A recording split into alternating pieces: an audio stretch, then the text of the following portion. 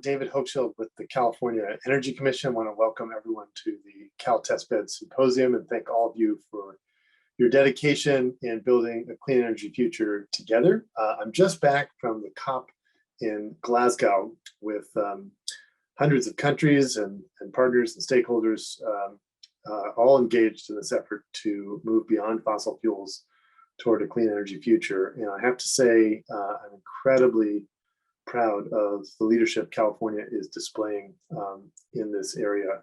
We are showing that it's possible to move boldly towards a clean energy future and grow our economy at the same time. We're the second fastest growing economy in the world after China, and our number one export is electric vehicles. We're making about 1,000 electric vehicles a day now at 34 different manufacturing facilities around the state, getting our electric grid to 100% clean energy. We're almost 2/3 of our electricity today is coming from carbon-free sources. And we're still reducing the cost on solar and wind and geothermal energy storage. We're adding about a gigawatt a year of energy storage to the grid. So incredible progress, but much, much more to do in the years and decades to come. And I want to especially recognize Cal Testbed as an important part of the Energy Commission's overall strategy to support clean energy innovators. I really think one of our great successes as a state has been being an incubator for new technologies.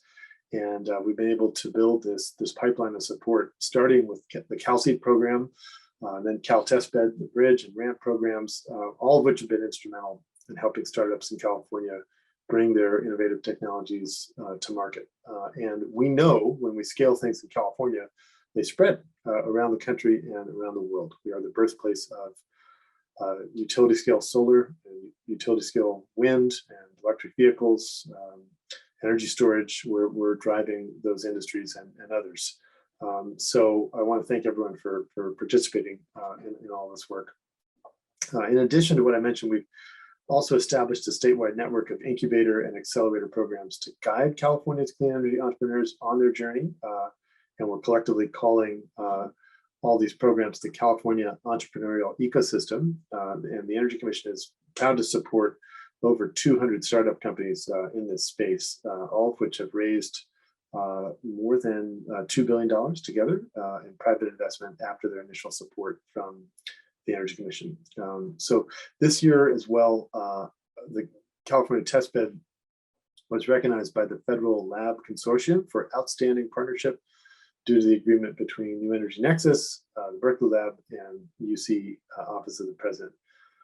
Using EPIC funds, the Energy Commission has helped support uniting more than 60 testing facilities at 10 campuses across the state under one program umbrella, all working to commercialize clean energy innovations for the benefit of California ratepayers. The Cal Testbed has provided startup companies with access to some of the most state-of-the-art testing facilities and expertise in the world. And through that process, these startup companies have been able to demonstrate their merits in the private sector.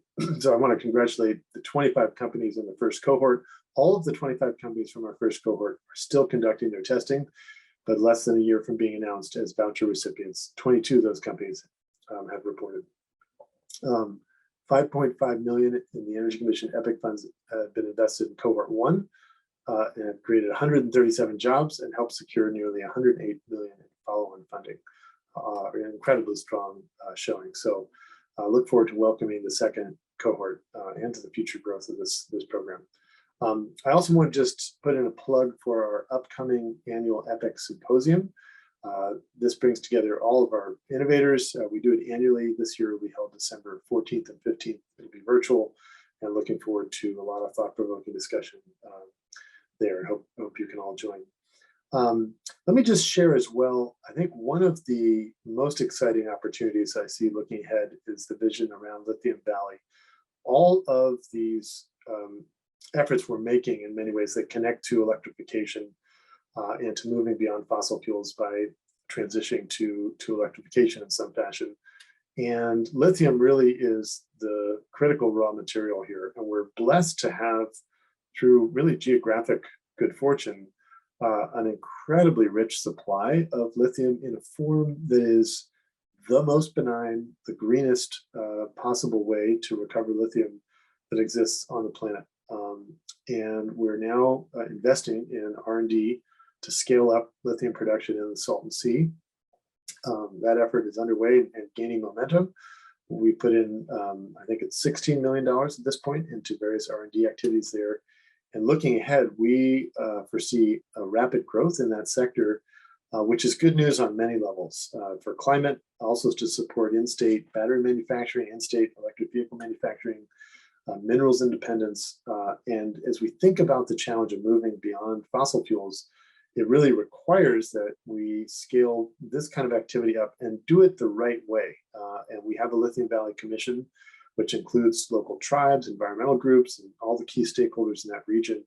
And I'm really proud of the progress that is being made there, and look forward to really building on that in partnership with the Biden administration and so many of you as we scale this vision. And I think, when you look at the history of extractive industries in the fossil fuel sector, mostly it has not worked out for the communities where that extraction occurs. And so we are trying to pioneer a different model where it's done the right way, with inclusion from the local community and environmentally sensitive practices in a way that we believe can scale. And so this is one of the really exciting elements, I think, underpinning a lot of the other innovation that's happening today. And we're driving that forward. I would also highlight, looking ahead at other new industries where I see a lot of promise, offshore wind, which I visited a number of offshore wind projects when I was in Europe this last month. Very, very promising development there. And this is the technology that we can use to help us get to 100% clean energy and make that goal possible, because when we reach 100% clean energy grid, and the next chapter is really extending the reach of that clean electricity to all these new sectors that have been supported by fossil fuels up to now. And offshore wind is going to be a key technology in helping us get to that 100% vision. And there's a lot of great innovation happening in that space as well. All of this ties together in the sense that the innovation underpinning many of these technologies is happening right here in our state.